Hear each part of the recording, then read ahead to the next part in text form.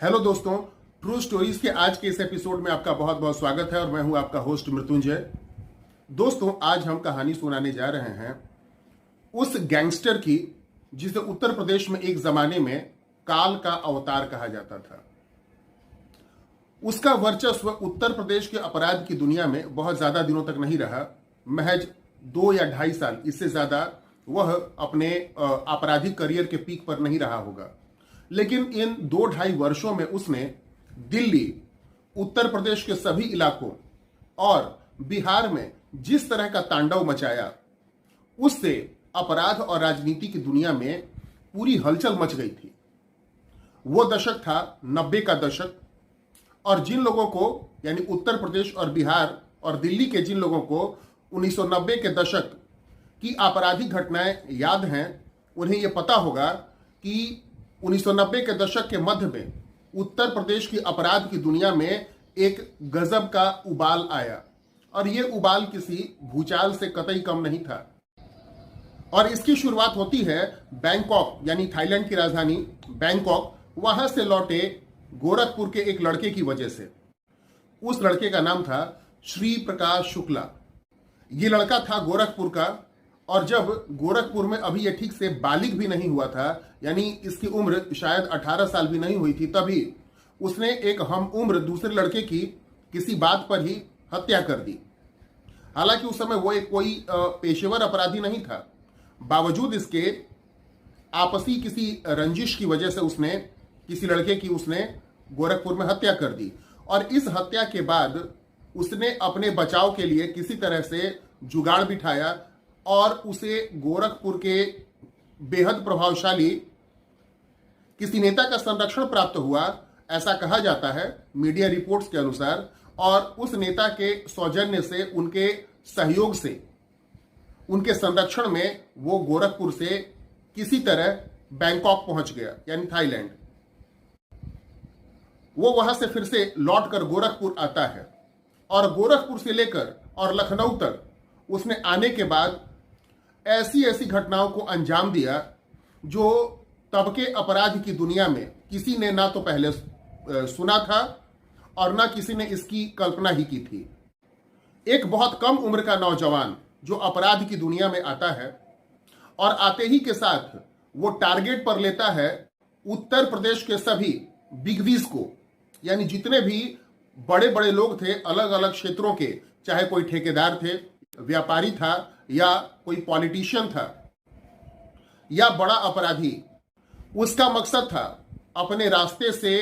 उन सभी को हटाना जो उसके लिए चुनौती हो सकते थे। तो इसलिए वो किसी भी घटना को जब भी अंजाम देता, तब वो अपने टारगेट को 1 या 2 गोलियां नहीं मारता था, बल्कि कम से कम 100-150 तक गोलियां मारता था। कई कई मामलों में उसने 200 से भी ज्यादा गोलियां अपने टारगेट पर चलाई। जो लोग उत्तर प्रदेश और बिहार के क्षेत्र से आते हैं उन्हें तो इसका पता होगा ही, लेकिन जो लोग इस इलाके से नहीं हैं उनकी जानकारी के लिए हम बता दें कि यहाँ के जो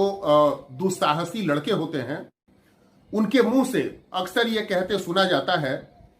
कि ज्यादा मत बोलो, नहीं तो तुम्हारे शरीर में इतना पीतल भर देंगे कि उस पीतल को बेचकर तुम्हारा परिवार अमीर हो जाएगा। श्री प्रकाश शुक्ला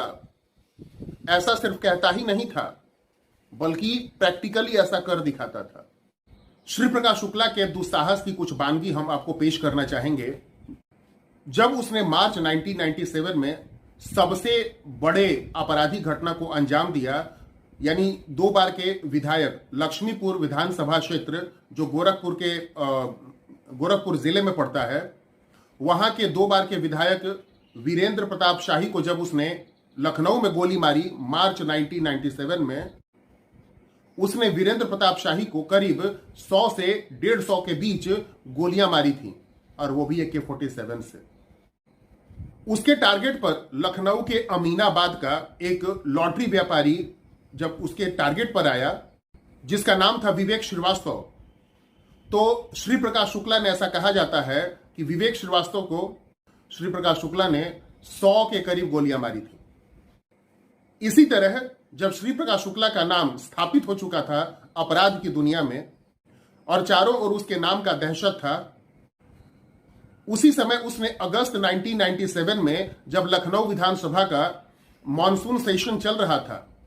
तो विधानसभा से महज 200 मीटर की दूरी पर स्थित दिलीप होटल के एक कमरे में घुसकर 4 लोगों के ऊपर 200 से भी ज्यादा गोलियां चलाईं, और वो भी AK-47 से। दिलीप होटल गोलीकांड में कुछ लोग मरे, कुछ लोग बचे भी, लेकिन ऐसा कहा जाता है कि उस गोलीबारी कांड के बाद जब पुलिस वहां पहुंची तो काफी देर तक जो दीवार का प्लास्टर था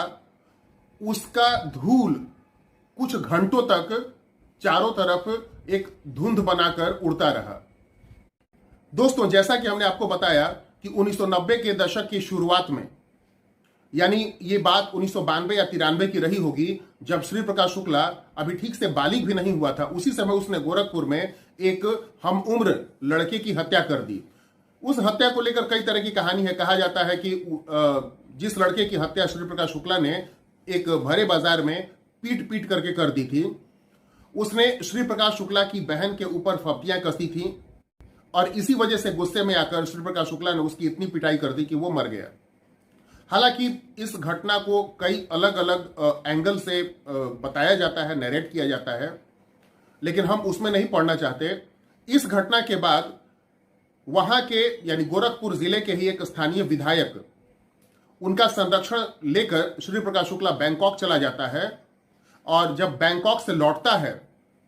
तब उसके पास एक क्लियर कट रोड मैप था कि किस तरह उत्तर प्रदेश के अपराध की दुनिया में अपना वर्चस्व उसे कायम करना है। 1990 के दशक के मध्य के करीब जब श्री प्रकाश शुक्ला बैंकॉक से लौटकर गोरखपुर आता है, उस समय गोरखपुर में 2 बाहुबलियों के बीच घनघोर गैंग वॉर चल रहा था, और दोनों ही पॉलिटिकल बैकग्राउंड के थे। एक थे गोरखपुर के लक्ष्मीपुर विधानसभा के 2 बार के पूर्व विधायक वीरेंद्र प्रताप शाही, जो गोरखपुर के राजपूत गुट का नेतृत्व कर रहे थे, और वो एक तरह से कहें तो राजपूतों की गैंग चला रहे थे। दूसरा जो गुट था वो था गोरखपुर के चिल्लोपार विधानसभा सीट से सिटिंग विधायक हरिशंकर तिवारी का, और वो ब्राह्मणों का गैंग चला रहे थे। और ऐसा कहा जाता है कि हरिशंकर तिवारी ही वो व्यक्ति थे जिनका संरक्षण प्राप्त करके, यानी जिनके सौजन्य से, हम मीडिया रिपोर्ट्स के आधार पर आपको ये जानकारी दे रहे हैं कि श्री प्रकाश शुक्ला हरिशंकर तिवारी के संरक्षण में ही बैंकॉक गया था। वो गया तो था इनके संरक्षण में, लेकिन वहां से लौटकर आने के बाद श्री प्रकाश शुक्ला ने एक बहुत दूरदर्शी रोड मैप तैयार किया। श्री प्रकाश शुक्ला की यह योजना थी कि पहले गोरखपुर के अपराध की दुनिया में अपना वर्चस्व कायम करे, और इसके लिए वो वीरेंद्र शाही और हरिशंकर तिवारी दोनों को ही समाप्त करना चाहता था, और इन दोनों के खात्मे के बाद वह पूरे उत्तर प्रदेश में अपने नाम का डंका बजवाना चाहता था, और फिर उसका मकसद था राजनीति की दुनिया में पैर रखना। चूंकि चिल्लूपार विधानसभा सीट, जिससे कि हरिशंकर तिवारी 2-3 बार से चुनाव जीतते आ रहे थे, और आगे चलकर के तो वो उत्तर प्रदेश सरकार में लगातार 10 साल से भी ज्यादा मंत्री के पद पर भी रहे, उन हरिशंकर तिवारी की सीट पर श्री प्रकाश शुक्ला की नजर थी, क्योंकि वो सीट ब्राह्मण बहुल्य थी, और इसी का फायदा उठाकर के हरिशंकर तिवारी, जो कहा जाता है कि ब्राह्मण जाति के जो दबंग लोग थे, उनके गैंग को लीड कर रहे थे राजपूत जाति के गैंग के खिलाफ। लेकिन हरिशंकर तिवारी को रास्ते से हटाने में श्री प्रकाश शुक्ला के सामने एक संकट की भी स्थिति थी,